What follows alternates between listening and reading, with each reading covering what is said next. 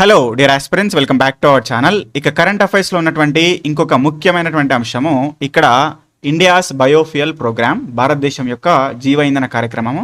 So దానిలో మొన్న June 5 రోజున E85 ఫ్లెక్స్ ఫ్యూయల్ అనేటువంటిది లాంచ్ చేయబడింది. సో ఏదైతే మనకు భారతదేశం యొక్క జీవ బయోఫ్యూయల్ ప్రోగ్రామ్ కింద.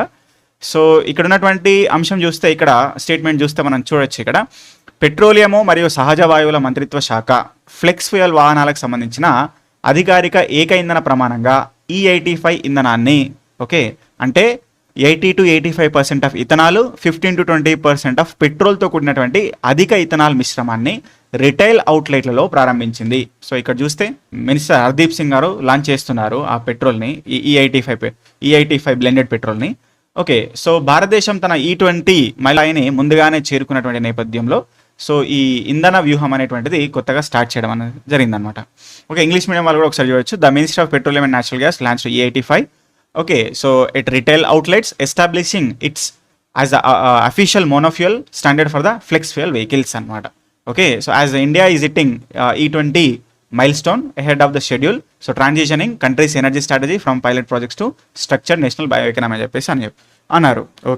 సో మరి దీని గురించి పర్ఫెక్ట్గా ఎక్స్ప్లెయిన్ చేస్తా.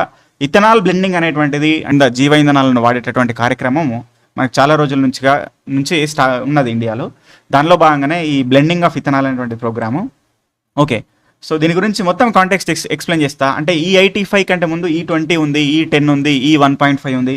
సో ఇవన్నీ కూడా E5 ఉంది. ఇవన్నీ గురించి కూడా నేను క్లియర్గా ఎక్స్ప్లెయిన్ చేస్తాను. కాబట్టి వీడియో చివరి వరకు చూడండి. వీడియో నచ్చితే లైక్ చేయండి, మీ ఫ్రెండ్స్ షేర్ చేయండి. సో వీడియో చూస్తున్న చాలామంది లైక్ చేయట్లేదు, సబ్స్క్రైబ్ చేయట్లేదు. సో మీరు సబ్స్క్రైబ్ చేసి వీడియో లైక్ చేస్తే నాకు ఎంకరేజ్మెంటింగ్గా ఉంటుందన్నమాట. రైట్. సో ఇక్కడ చూస్తే E85 అనేటువంటిది దీనికి సంబంధించినటువంటి కొన్ని అంశాలు ఇక్కడ చూద్దాం ఎగ్జామినేషన్ పాయింట్ ఆఫ్ వ్యూలో. సో జూన్ 5 రోజున ప్రపంచ పర్యావరణ దినోత్సవంగా స్టార్ట్ చేశారు. రైట్. ఎక్కడ అంటే ఢిల్లీలోని పూసా రోడ్లో ఉన్నటువంటి Indian Oil Corporation IOCL petrol బంక్లో అధికారికంగా ప్రారంభించారు. రైట్. ఎవరు ప్రారంభించారు? మరి కేంద్ర పెట్రోలియము మరియు సహజ వాయువు మంత్రిత్వ శాఖ మంత్రి అయినటువంటి హర్దీప్ సింగ్ పూరి దీన్ని స్టార్ట్ చేయడం జరిగింది. సో కొంచెం గుర్తుపెట్టుకోవచ్చు, ఇక్కడ ఆయన వచ్చేసి పూరి, ఇక్కడ ఢిల్లీలోని పూసా. సో దీన్ని కొంచెం కనెక్టివిటీ ఉంది, గుర్తుపెట్టుకోవచ్చు. రైట్. అయితే ప్రస్తుతానికి ఢిల్లీ మరియు మహారాష్ట్ర అంటే ముంబై, పూణే, నాగ్పూర్లోని కొన్ని ఎంపిక చేసినటువంటి బంకుల్లో మాత్రమే ఇది అందుబాటులోకి వస్తుంది ప్రజెంట్ అయితే డిసెంబర్ 2026 నాటికి దేశవ్యాప్తంగా సో 500 బంకులకు, అదేవిధంగా 2027 నాటికి 5000 బంకులకు E85 ఇంధనాన్ని విస్తరించాలని చెప్పేసి ప్రభుత్వం లక్ష్యంగా పెట్టుకుంది అనమాట. సో ఇది మనకు ఫస్ట్ ఆఫ్ ఆల్ మైండ్లో ఉండాలి. కరెంట్ అఫైర్స్ అంశము ఏమి న్యూస్లో ఉందంటే ఇది ఉన్నది. రైట్.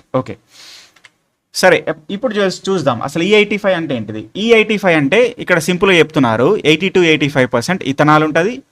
సో 15 to 20% సాధారణ ఏదైతే పెట్రోల్ మనం ఎన్ని రోజుల నుంచి దిగుమతి చేస్తూ మనము యూజ్ చేస్తూ ఉన్నామో సో అది పెట్రోల్, నార్మల్ పెట్రోల్ అనేది ఏదైతే మనకు తెలుసో అది ఉంటుంది అనమాట. అయితే ఇక్కడ ఇథనాల్ అనేటువంటిది ఒక జీవ ఇంధనం. అదొక హైడ్రోకార్బన్ అనమాట. జీవ పదార్థాల ద్వారా ఏర్పడుతుంది అది. సో బయో ఎలిమెంట్స్ ద్వారా ఏర్పడుతుంది అనమాట. అంటే ఇక్కడ చెరుకు పిప్పి, అంటే ఇప్పుడు చెరుకు నుంచి చక్కెర తయారు చేసినాక పిప్పి ఉంటుంది, మొలాసిస్. దాని నుంచి ఇప్పుడు మొక్కజొన్న వేస్ట్లు, కార్న్ సంబంధించినవి, అదేవిధంగా పాడైపోయినట్టు ఆహార ధాన్యాలు ఉంటాయి. వాటన్నిటి నుంచి కూడా ఇక్కడ ఈ ఆల్కహాల్ని తయారు చేస్తారు, ఇథనాల్ అనేటిది అంటేది. అది ఒక ఫ్యూయల్ అనమాట. అది కూడా ఒక జీవ ఇంధనం. జీవ ఇంధనం అంటే ఏంటంటే దాని నుంచి కర్బన ఉద్గారాలు తక్కువ వస్తాయి. సో మినిమం లెవెల్లో వస్తాయి అనమాట. అందుకని జీవ ఇంధనం అంటాం దాన్ని. సో అట్లా ఇప్పుడున్నటువంటి ఆర్టిఫిషియల్ డీజిల్ పెట్రోల్ లాగా కాకుండా ఇది జీవ ఇంధనం అనమాట. సో ఈ పెట్రోల్తో దీనికి కలిపినప్పుడు ఏమవుతుందంటే కార్బన్ ఎమిషన్స్ తగ్గుతాయి. ఆ రకంగా ఎన్వైర్న్మెంట్ అనేది రక్షించబడుతుంది అనమాట. సో ఆ రకంగా ఎన్వైర్న్మెంట్ ప్రొటెక్షన్లో భాగంగా సో ఈ పద్ధతిని స్టార్ట్ చేయడం అనేటువంటి జరిగిందనమాట.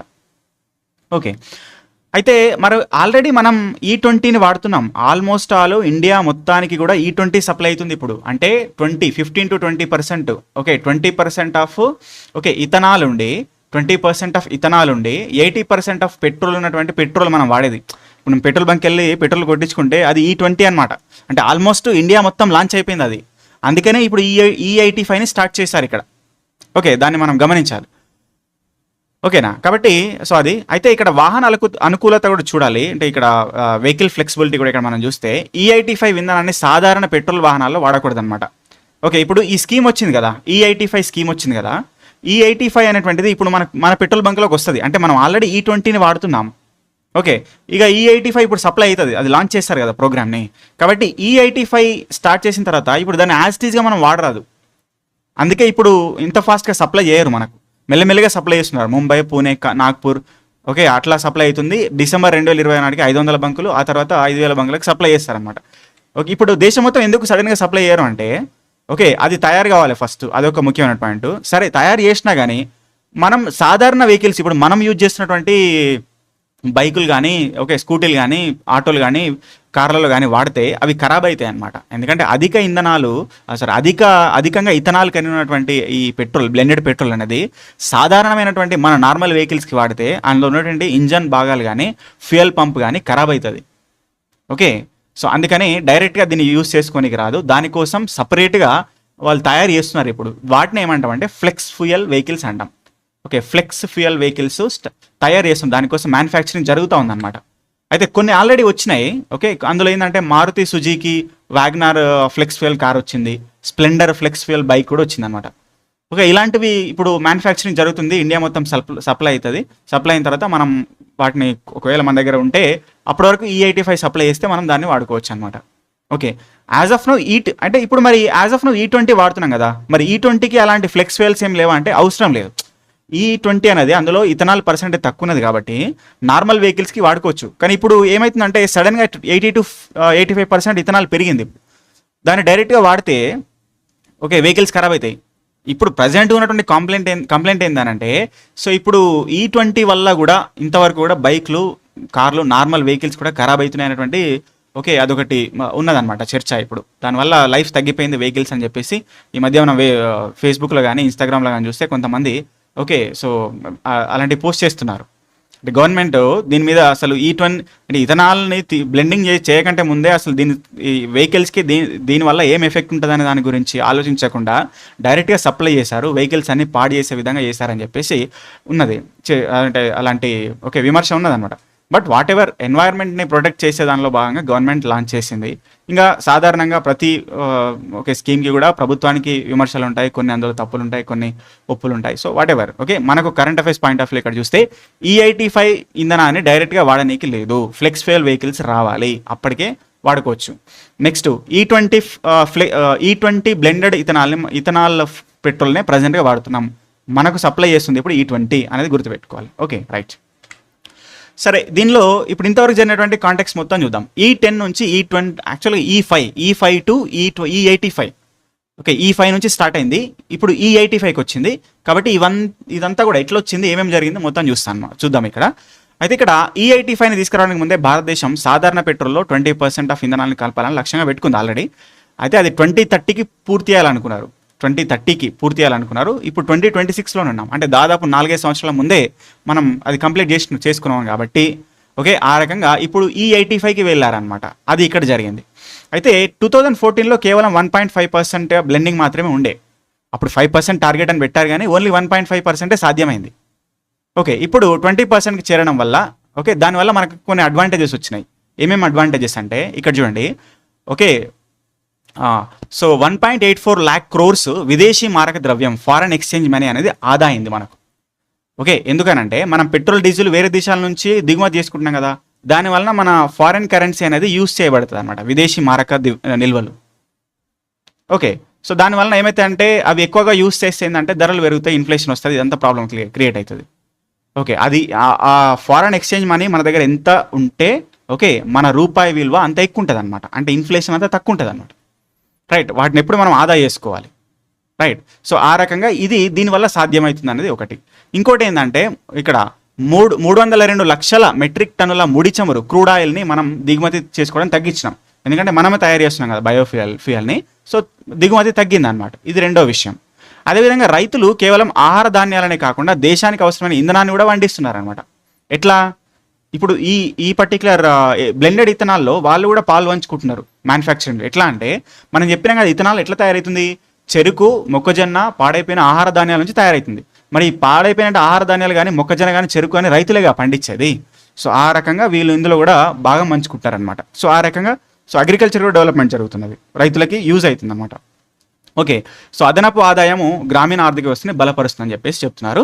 అయితే సాధారణ పెట్రోల్‌తో పోలిస్తే E85 ఇంధనంతో నడిచే వాహనాలు గ్రీన్ హౌస్ ఉద్గారాలను 61% వరకు తగ్గిస్తాయన్నమాట. ఓకే. గ్రీన్ హౌస్ ఎమిషన్స్ అనేవి 61% వరకు తగ్గుతాయి మనకు. ఓకే. సో అది కూడా ఒక అడ్వాంటేజ్. వాయు కాలుష్యాన్ని మనకు ఓకే, ఎయిర్ పొల్యూషన్‌ని తగ్గిస్తుంది. ఇది ఒక ఇంపార్టెంట్. అయితే 2001లో ఇప్పుడు చూస్తాము 2001 నుంచి 2026 వరకు ఏ రకంగా మార్పు చెందిన దాని గురించి సో ఇక్కడ క్లియర్గా ఎక్స్ప్లెయిన్ చేస్తా. ఫస్ట్ చూడండి, 2001లో పైలట్ ప్రాజెక్ట్గా స్టార్ట్ చేశారు. జస్ట్ ప్రయోగాత్మకంగా స్టార్ట్ చేశారు.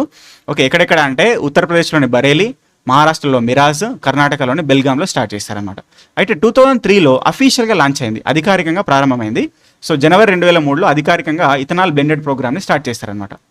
ఓకే. ఈబీపీ అని చెప్పేసి అంటాం. అందులో 9 రాష్ట్రాలు, అదేవిధంగా 4 కేంద్రపాలిత ప్రాంతాలు యూనియన్ టెరిటరీస్లో 5% ఇథనాల్ కలపాలని లక్ష్యంగా స్టార్ట్ చేశారనమాట. ఓకే. సో గుర్తుపెట్టుకోవాలి. అయితే 2014లో ఓన్లీ అట్టడుగు స్థాయి 1.5%కే రీచ్ అయింది. అంటే మనం ఇక్కడ ఏమనుకున్నాం, సో ఇక్కడ 5% ఇథనాల్ కలపాలని లక్ష్యంగా పెట్టుకున్నారు కదా. అయితే 2014లో 1.5% మాత్రమే సాధ్యమైంది. అది అనుకున్నంత విజయం సాధించలే. ఓకే. అందుకని ఏం చేశారంటే, అది ఎందుకు మరి కారణం ఏంటంటే ఇథనాల్కు సరైన ధర లేకపోవడము, రాష్ట్రాల మధ్య పన్నుల గొడవలు ఉండే. ఓకే. ఇక్కడ ట్యాక్సెస్ డిస్ట్రిబ్యూషన్ సంబంధించి ఇక్కడ ప్రాబ్లమ్స్ ఉంటే అది సాధ్యం కాలేదు. సో 2014 నాటికి మన దేశంలో ఇథనాల్ బ్లెండింగ్ శాతము ఓన్లీ 1.53% మాత్రమే ఉండే అనమాట. అయితే 2019లో అప్పుడు తర్వాత BJP government national policy on biofuels అని బయోఫ్యూయల్స్ జాతీయ విధానాన్ని తీసుకొని వచ్చింది అనమాట. ఓకే. అయితే అంతవరకు చెరుకు పిప్పి మొలాసిస్ నుండి మాత్రమే ఇథనాల్ తయారు చేసేవాళ్ళు. ఆ తర్వాత ఏం చేశారంటే పాడైపోయినటువంటి అన్నము, అదేవిధంగా FCI food corporation of India దగ్గర ఉన్నటువంటి అదనపు బియ్యము మరియు మొక్కజొన్న అలాంటి వాటిని కూడా తీసుకొచ్చి వాటి వల్ల ఓకే ఇంకా ఉత్పత్తి విపరీతంగా పెరిగింది అనమాట. దానివల్ల ప్రొడక్షన్ పెంచారు. ఓకే. ప్రొడక్షన్ పెంచారు, క్వాలిటీ తగ్గింది అనేటువంటి విమర్శన అది. బట్ వాట్ ఎవర్, ప్రొడక్షన్ పెరిగింది. సో ఆ రకంగా నవంబర్ 2022 నాటికి మనకు 10% బ్లెండింగ్ సాధించాలని చెప్పి లక్ష్యంగా పెట్టుకోగా 2022 నాటికి నవంబర్ 2022 నాటికి 10% బ్లెండింగ్ సాధించాలని లక్ష్యం పెట్టుకోగా జూన్ 2022లోనే అంటే 5 నెలల ముందే ఆ పర్టికులర్ గోల్ అనేది సాధించింది అనమాట. ఓకే. ఆ రకంగా స్టార్ట్ అయింది. అంటే ఫస్ట్ ఆఫ్ ఆల్ E5 పెట్టుకున్నారు కానీ అది సాధ్యం కాలే, E1.5 సాధ్యమైంది. ఓకే. ఆ తర్వాత ఏం చేశారు, బయోఫ్యూయల్ పాలసీ తెచ్చారు. ఓకే. దానివలన 2018లో ఓకే. సో ఏం చేశారు, ఉత్పత్తి పెంచారు బాగా. E20 వరకు సాధించాలని అనుకున్నారు. టైం పీరియడ్ ఎంతైతే పెట్టుకున్నారో దానికంటే 5 నెలల ముందే అది సాధ్యమైంది. ఓకే. అట్లా గుర్తుపెట్టుకోవాలి. ఇంకా 2023 to 25 మధ్యలో జరిగినటువంటి ఈ ఫేజ్లో చూస్తాము. అయితే 10% విజయం చూసిన తర్వాత ఏం చేశారంటే 2030 నాటికి 20% బ్లెండింగ్ చేయాలి. 2030 నాటికి 20% బ్లెండింగ్ చేయాలని చెప్పేసి లక్ష్యంగా పెట్టుకున్నారు. ఇది 2025 నాటికే సాధ్యమైపోయింది ఆల్మోస్ట్. ఓకే. సో కాబట్టి దాన్ని బేస్ చేసుకొని ఓకే ఫిబ్రవరి 2023లో ప్రయోగాత్మకంగా మొదలై 2025 నాటికి దేశవ్యాప్తంగా అన్ని బంకుల్లో E20 పెట్రోల్ అందుబాటులోకి వచ్చింది.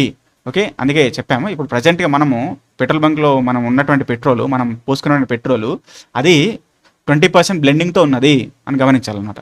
ఓకే. కాబట్టి 20% కూడా కంప్లీట్ అయింది యాజ్ ఆఫ్ నౌ. కాబట్టి ఇప్పుడు E85ని స్టార్ట్ చేశారు. దేశవ్యాప్తంగా 20% సక్సెస్ అయిన తర్వాత ఓకే. సో 85% ఆఫ్ ఇథనాల్ కలిపి వాడాలని చెప్పేసి జూన్ 2026 రోజున ఢిల్లీలో పైలట్ ప్రాజెక్ట్గా స్టార్ట్ చేయడం జరిగింది అని చెప్పేసి అంటున్నారు అనమాట. సో ఇదంతా చెప్పిన దాన్ని ఒకసారి సమరైజ్ చేస్తే చూడండి. ఫస్ట్ ఎవర్ ట్రయల్ 2001లో జరిగింది. ఓకే. 3 ప్రాంతాల్లో జరిగింది. ఫస్ట్ అఫీషియల్ లాంచ్ అనేది 2003లో జరిగింది. 5% అని 9 స్టేట్స్లో పెట్టారు, కానీ అది కాలేదు. ఓన్లీ 1.5%కే 2014కి అయిందనమాట. E20 mile stone. ఆ తర్వాత ఏం చేశారు, ఓకే. సో చెరుకుతో పాటు FCI దగ్గర పాడైపోయిన ధాన్యం కూడా దాంతో తయారు చేయడం స్టార్ట్ చేశారు, ఎక్కువ మొత్తంలో స్టార్ట్ చేశారు. ఆ రకంగా జూన్ 2022 నాటికి ఓకే 5 మంత్స్ ముందే మనకు అది సాధ్యమైపోయింది. ఆ తర్వాత 20% సాధించాలని 2030 వరకు పెట్టుకున్నారు, కానీ 2025లోనే 5 years ముందే అది సాధ్యమైపోయింది. ఇక ఇప్పుడు E85 పెట్టుకున్నారు జూన్ 2026లో. కాబట్టి దీని యొక్క ఓకే సో ప్రోగ్రెస్ ఎట్లుందో ఇప్పటి నుంచి మానిటర్ చేస్తారనమాట. ఎక్కడ స్టార్ట్ చేశారు, పూసా రోడ్, IOCL పంపు, పెట్రోల్ పంపు, అదేవిధంగా పెట్రోల్ బంకు, అదేవిధంగా న్యూఢిల్లీలో అనమాట. రైట్. ఓకే. సో అయితే E20కి E85కి మధ్య ఉన్నటువంటి డిఫరెన్సెస్ ఒకసారి చూద్దాము. ఓకే. సో E20 పెట్రోల్ అనేది 20% ఇథనాల్ ఉంటుంది, 20% ఇథనాల్ ఉంటుంది, 80% పెట్రోల్ ఉంటుంది. రైట్. అన్ని వెహికల్స్లో యూజ్ చేస్తాం. ఆల్ స్టాండర్డ్ రెగ్యులర్ వెహికల్స్ అన్నింటిలో కూడా మనం యూజ్ చేయొచ్చు. Okay.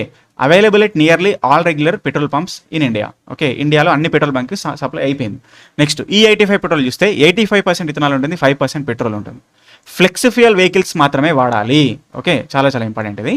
Only available it selected okay so designated outlets. ఇప్పుడు జస్ట్ కొన్ని మనకు సెలెక్ట్ చేశారు, వాటిల్లో కూడా ఉంటుంది, వాటిల్లో మాత్రమే ఉంటుంది, తర్వాత సప్లై అవుతుంది. ఎందుకంటే వెహికల్స్ ఫ్లెక్స్ ఫ్యూయల్ వెహికల్స్ రావాలి, దానికి లేకుండా డైరెక్ట్గా సప్లై చేస్తే ఓకే లాభం లేదు కాబట్టి సో ఈ ఫ్లెక్స్ ఫ్యూయల్ వెహికల్స్ కోసం మాత్రమే తయారు చేయడానికి ఉద్దేశించబడింది. వాటి కోసం మాత్రమే ఫ్లెక్స్ ఫ్యూయల్ వెహికల్స్కి మాత్రమే E85 అనేది ఉద్దేశించబడింది.